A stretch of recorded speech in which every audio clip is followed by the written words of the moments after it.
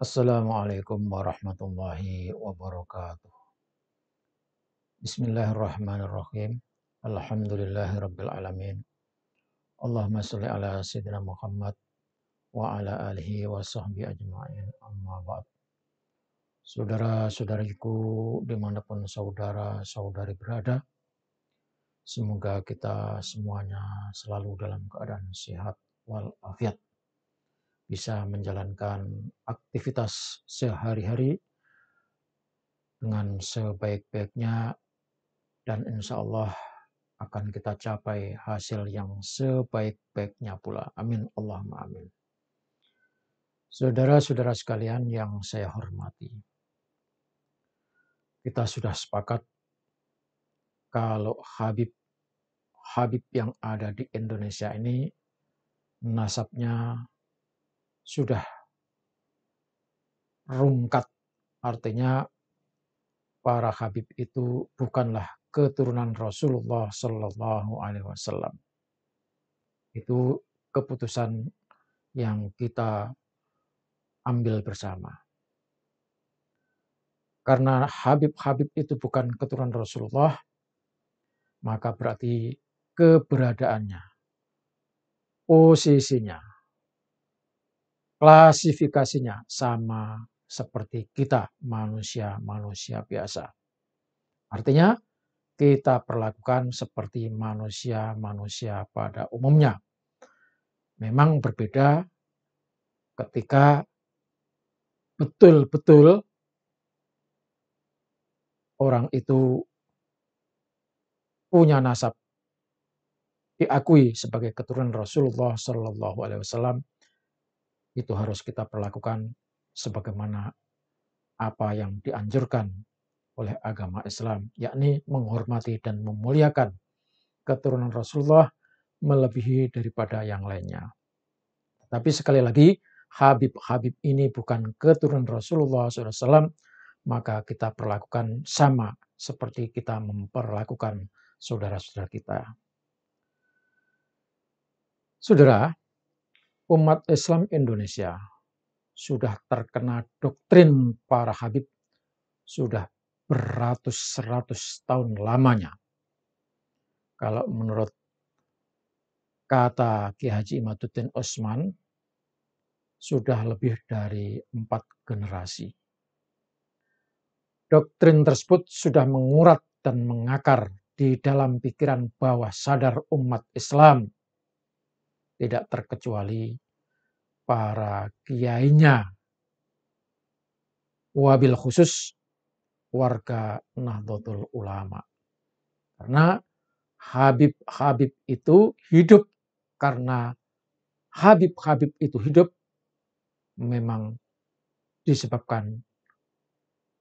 disuburkan oleh warga Nahdlatul Ulama. Jadi kesuburan, kehidupan para Habib itu karena mereka tinggal di tengah-tengah warga Nahdlatul Ulama yang patuh kepada kiainya.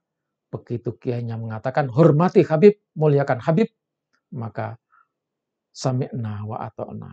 Itu dulu. Sekarang setelah terbongkar, mestinya tidak lagi seperti itu.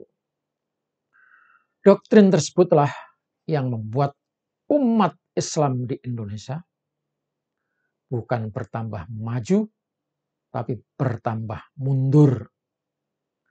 Bukan bertambah pinter, tapi bertambah bodoh. Karena mengikuti apa kata Habib, dan Habib itu menginginkan kita menjadi orang yang bodoh.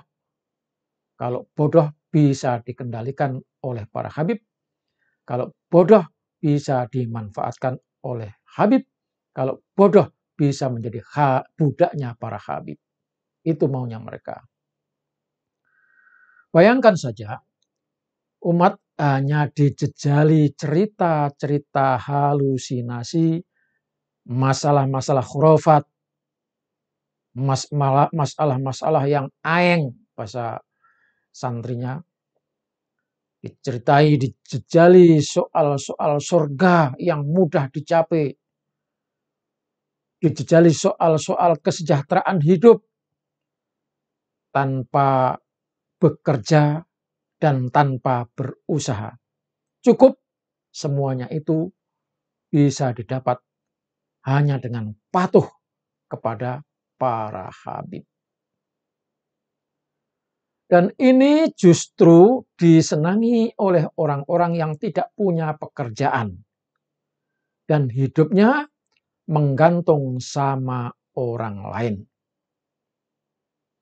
Banyak tetangga saya yang bangga ikut majelis sholawat para habib sampai tidak pulang, lupa istri, lupa anak, dan mereka tidak punya pekerjaan, hanya cukup bergabung dengan para habib di majelis-majelis zikir dan majelis sholawatnya.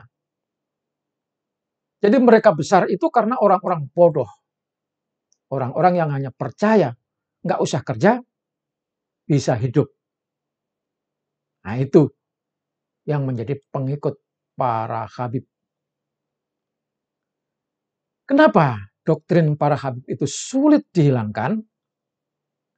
Ya, karena sudah masuk di dalam pikiran bawah sadar dan sudah diyakini oleh umat.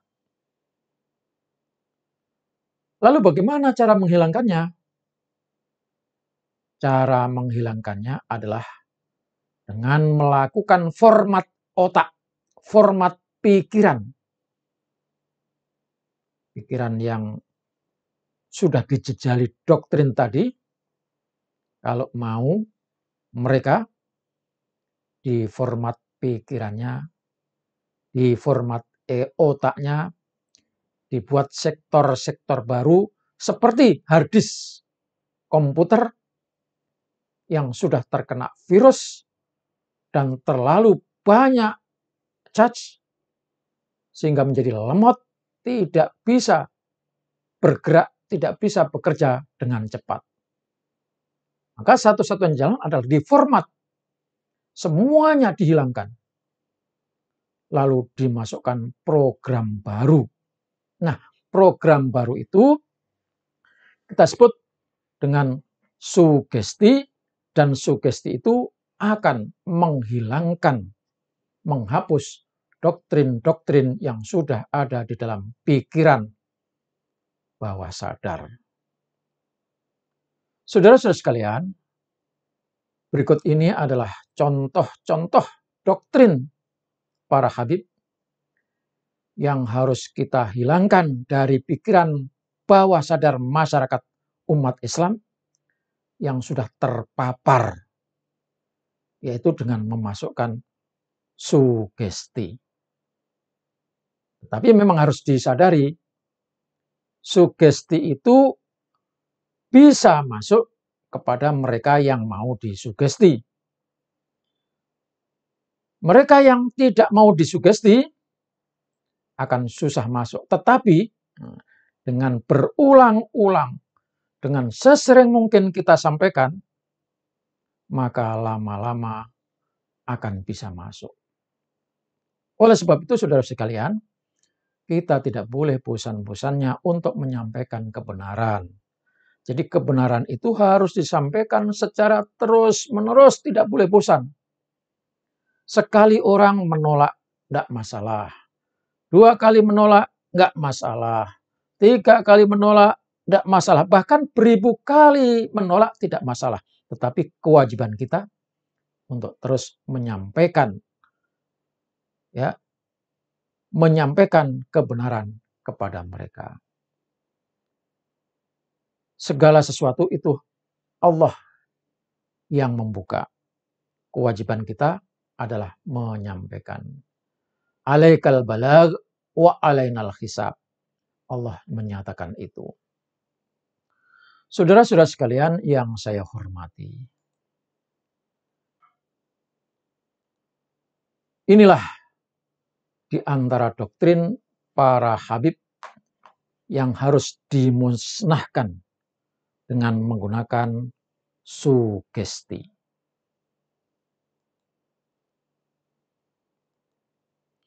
Contoh doktrin habib yang sudah merasuk ke dalam pikiran umat Islam Kata Habib, Dajjal itu orang yang membenci cucu Rasul. Ini sangat benar. Tetapi ketika yang dimaksud membenci cucu Rasul di sini adalah para Habib, maka harus kita format ya dengan memasukkan sugesti kalimat seperti berikut.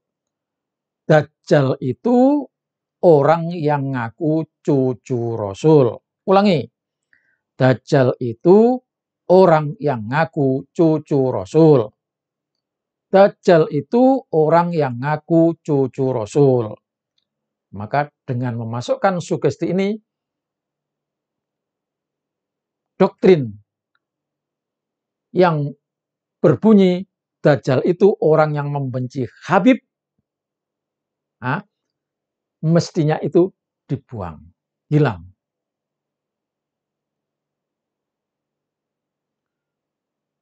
Berikutnya, lebih baik salah menyintai Habib daripada membenci Habib. Lebih baik salah menyintai Habib daripada membenci Habib. Ini doktrin. Kita format, kita masukkan sugesti. Lebih baik menyintai sesama daripada tertipu cinta Habib pembegal nasab. Lebih baik menyintai sesama daripada tertipu cinta Habib pembegal nasab. Masukkan kalimat itu secara berulang-ulang. Lebih baik menyintai sesama daripada tertipu cinta Habib pembegal nasab. Doktrin Habib lagi. Satu Habib goblok lebih utama daripada 70 alim orang Nusantara. Ini harus kita buang, kita format, kita hapus dengan memasukkan sugesti. Satu orang alim Nusantara lebih utama daripada 1000 Habib pemalsu nasab. Satu orang alim Nusantara lebih utama daripada 1000 Habib pemalsu nasab. Ulangi terus itu. Doktrin lain, Habib bisa memberikan syafaat, orang bisa hidup bahagia. Ini kita hapus. Kita ganti sugesti dengan sugesti Habib membuat orang hidup sengsara. Habib membuat orang hidup sengsara. Habib membuat orang hidup sengsara. Ulangi terus. Contoh lagi, Habib memberikan berkah kepada negeri Indonesia. Itu kata mereka, itu sudah tertanam di dalam pikiran bawah sadar kita termasuk para ulama, kiai. Bahkan ketua NU. Doktrin itu harus kita hapus, kita ganti, kita masukkan sugesti dengan kalimat yang berbunyi, Habib mengundang musibah bencana di negeri Indonesia. Habib mengundang musibah bencana di negeri Indonesia. Habib mengundang musibah bencana di negeri Indonesia. Ulangi terus. Contoh lagi doktrin Habib. Selagi para Habib tidak diusik, negeri ini akan aman. Ini harus kita hapus doktrin tersebut. Kita masukkan sugesti. Selagi di negeri ini masih ada Habib, kekacauan akan terus terjadi. Selagi di negeri ini masih ada Habib, kekacauan akan terjadi. Selagi di negeri ini masih ada Habib, kekacauan akan terus terjadi. Doktrin Habib lagi. Katanya, ikutilah para Habib karena mereka doanya dikabul Allah. Itu doktrin mereka. Sehingga orang berbondong-bondong ikut mereka. Ini harus kita hapus, kita masukkan sugesti. Tinggalkanlah para Habib karena doanya ambiar. tinggalkanlah para habib karena doanya ambyar. Tinggalkanlah para habib karena doanya ambyar. Ulangi terus. Contoh lagi, doktrin Habib. Siapa yang tidak memuliakan Habib berarti tidak memuliakan Rasulullah. Jadi dirinya sama dengan Rasulullah, disamakan. Padahal kita tahu Habib itu bukan cucu Rasulullah. Maka sugesti yang kita masukkan untuk menghapus doktrin itu adalah kalimat, siapa yang memuliakan Habib berarti menghina Rasulullah. Siapa yang memuliakan Habib berarti menghina Rasulullah. Siapa yang memuliakan Habib berarti menghina Rasulullah. Ini harus kita jelaskan. Memuliakan Habib melebihi dari yang semestinya. Kenapa sama dengan menghina Rasulullah? Karena dia bukan cucu Rasulullah, tapi ngaku-ngaku sebagai cucu Rasulullah. Itu berarti penghinaan kepada Rasulullah. Habib bukan cucu Rasulullah, ngaku-ngaku sebagai cucu Rasulullah. Itu berarti penghinaan kepada Rasulullah, bohong atas nama Rasulullah. Dan bohong kepada atas nama Rasulullah, tempatnya adalah neraka. Ada doktrin lagi, kata Habib. Habib itu wali Allah yang dikirim untuk kemerdekaan Indonesia. Bayangkan saudara, doktrinnya Habib itu wali Allah yang dikirim untuk kemerdekaan Indonesia. Ini kalau sudah masuk ke dalam pikiran bawah sadar kita umat Islam, akhirnya kita tidak percaya kalau para pejuang-pejuang kita, pejuang Nusantara itu ada. Karena didominasi oleh doktrin ini. Maka doktrin ini harus dihapus, dihilangkan. Masukkan sugesti, Habib itu wali setan yang dikirim untuk mencegah kemerdekaan Indonesia. Habib itu wali setan yang dikirim untuk mencegah kemerdekaan Indonesia. Habib itu wali setan yang dikirim untuk mencegah kemerdekaan Indonesia. Ada doktrin lagi. Indonesia akan gonjang-ganjing kalau Habib nggak dihargai. Masya Allah. Doktrin luar biasa lagi. Indonesia akan gonjang-ganjing kalau Habib nggak dihargai. Doktrin berbahaya ini. Maka doktrin ini harus kita hapus. Kita masukkan sugesti, Indonesia akan damai dan maju kalau para Habib pulang ke Yaman.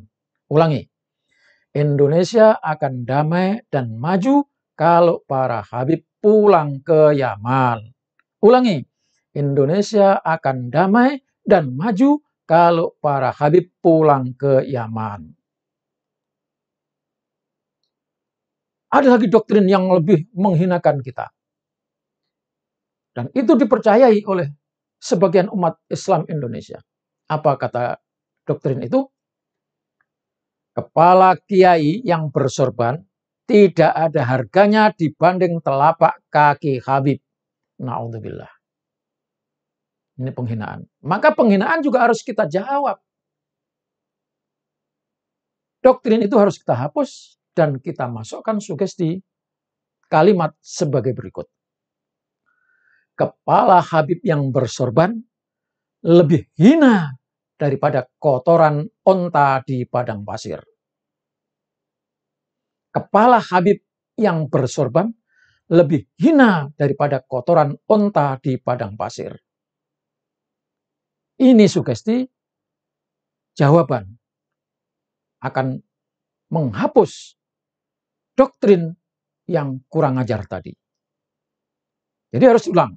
Kepala Habib yang bersorban lebih hina daripada kotoran unta di padang pasir.